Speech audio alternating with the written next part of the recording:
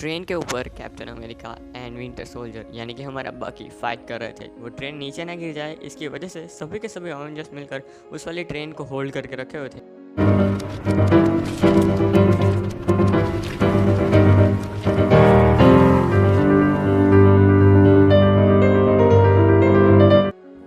Episode की starting में हम लोग देखते हैं कि टोनी हमारी तीनों टीमों को लीड कर रहा था। तीनों टीम अलग अलग जगह पर अपना मिशन कर रही थी, जहां पर कैप्टन एंड फैल्कन मिलकर हाइड्रा के बेस पर अटैक कर रहे थे क्योंकि वो लोग एक मिसाइल का लॉन्च करने वाले थे।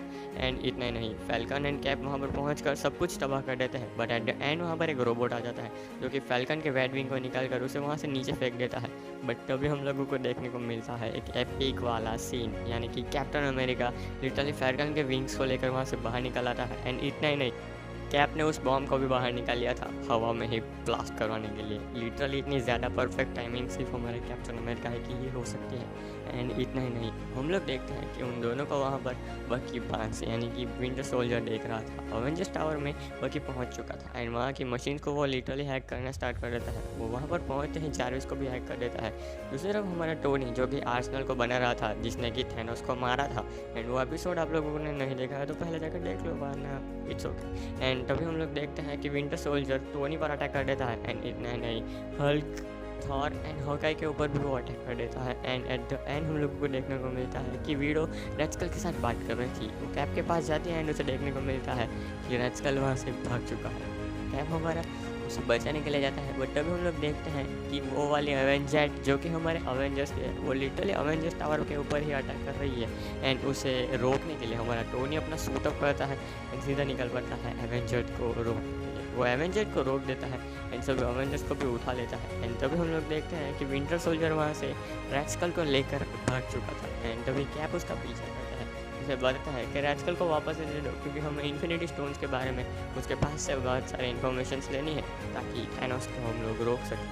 बट तभी हम लोगों को देखने को मिलता है कि वहाँ से एक ट्रेन गुजरती है जो कि लिटरली रेडस्कल को उठा कर वहाँ से चला जाता है। एंड तभी वो लोग हेलीकॉप्टर के अंदर रेडस्कल को लेकर जाने वाले थे। बट वहीं पर कैप पहुँच जाता है and cap and winter soldier के बीच में एक तगड़ी वाली फाइट स्टार्ट हो जाती है जो कि 1-on-1 बैटल थी।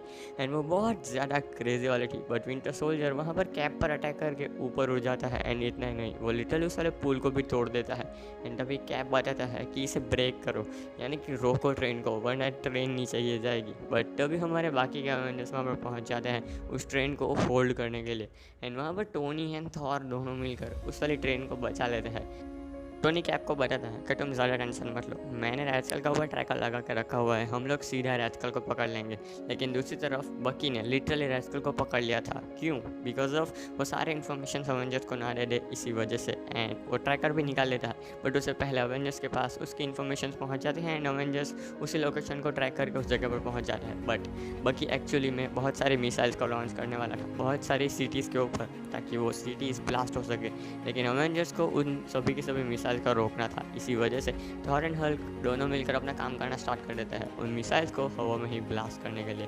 लेकिन तभी हम लोग देखते हैं कि कैप बकी को पकड़ने के लिए एंड रेडस्कल को बचाने के लिए वहाँ पर पहुँच जाता है। एंड जब वो लोग फाइट कर रहे थे तभी हम लोगों को देखने को मिलता है कि उन दोनों के बीच में एपिक फाइट होती है। And Thor, Tony and Hulk वो सभी मिलकर उन मिसाइल्स को हवा में ही ब्लास्ट कर रहे थे। बट तभी हम लोगों को देखने को मिलता है कि कैप बकी पर अटैक नहीं कर रहा था। एंड उतनी देर में बकी वहाँ से भाग भी जाता है क्योंकि कैप का बकी दोस्त है, इसी वजह से कैप बकी पर अटैक नहीं कर रहा था। बट तभी हम लोग देखते हैं कि कैप रेडस्कल को भी बचा लेता है एंड फैल्कन उन दोनों को भी बचा लेता है। एंड वो वाली मिसाइल पानी में जाकर ब्लास्ट होती है एंड एट द एंड वो लोग रेडस्कल को पकड़ के वापस जेल में डाल देते हैं एंड इन्फॉर्मेशन निकालना स्टार्ट कर देते हैं। सो मिलता है नेक्स्ट एपिसोड में, तब तक के लिए children take care, bye bye and peace out.